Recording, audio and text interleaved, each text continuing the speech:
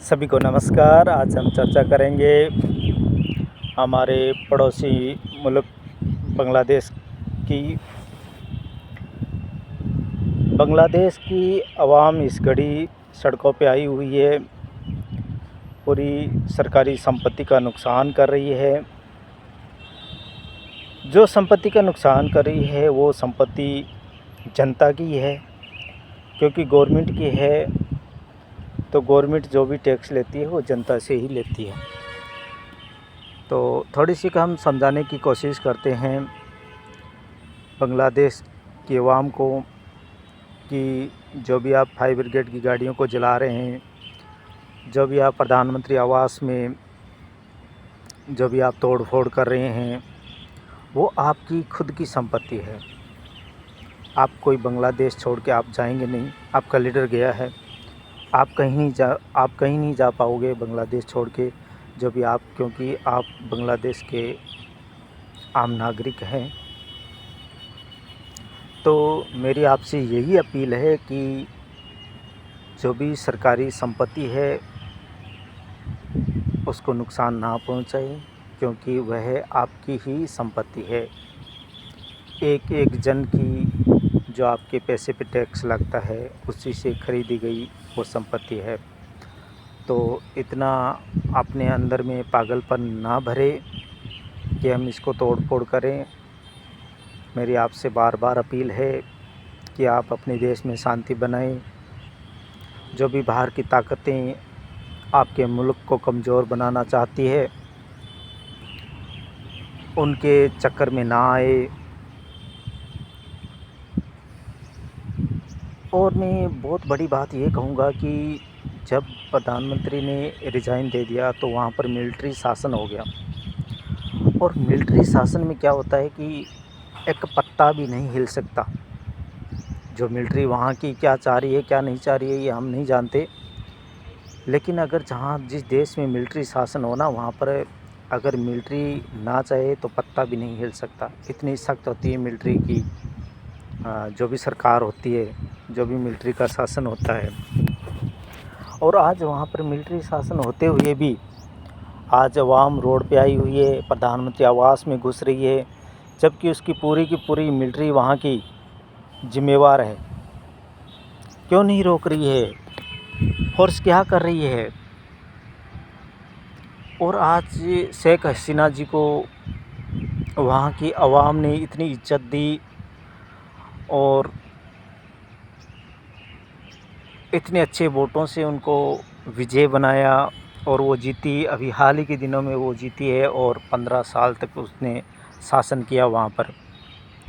और आज किसी की धमकी उनको मिल जाती है, चाहे फ़ौज से मिली होगी, चाहे मिलिट्री से मिली होगी, चाहे बाहर की ताकत से किसी से मिली होगी, और उस सिचुएशन में वो अगर देश छोड़ गई तो ये बहुत ही गलत किया शेख हसीना जी ने, क्योंकि उनको जनता पूरी चाह रही थी।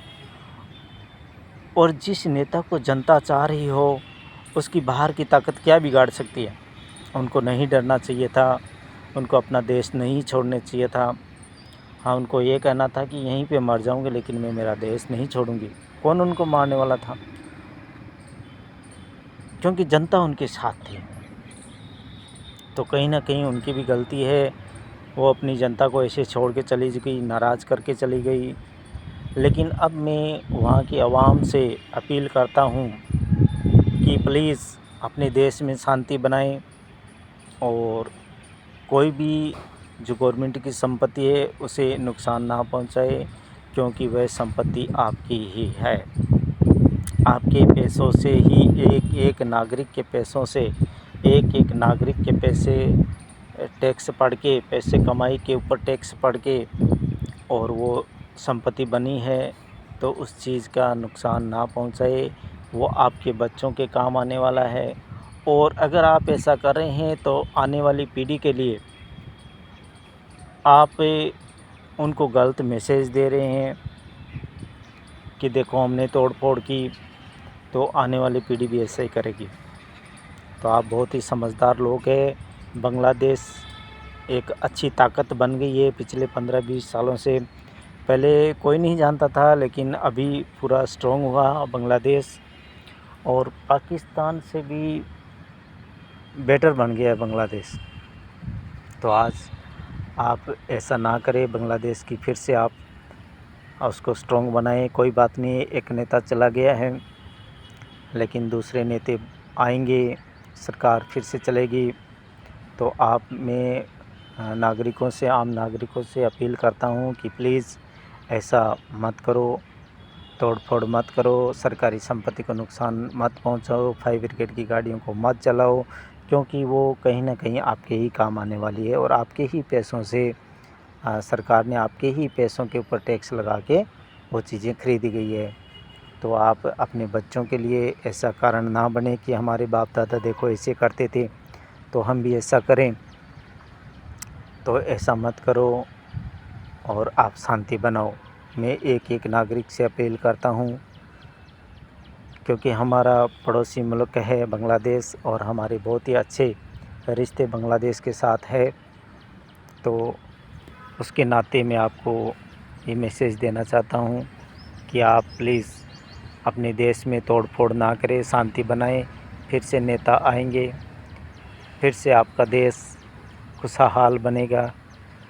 कोई बात नहीं है, एक नेता चला गया है देश छोड़ के, और नेता बहुत हैं और बहुत नेता आएंगे, और आपकी फिर से सरकार बनेगी, और आपका देश एक उचित स्तरीय तट पे जा रहा है। तो उसके जाने दीजिए, आप उसको नीचे मत गिराइए। मैं आपसे बार बार अपील करता हूँ कि अपने देश में शांति बनाएं। Thank you. मेरा मैसेज पूरे बांग्लादेश के लोग सुने और अपनी शांति बनाएं। Thank you.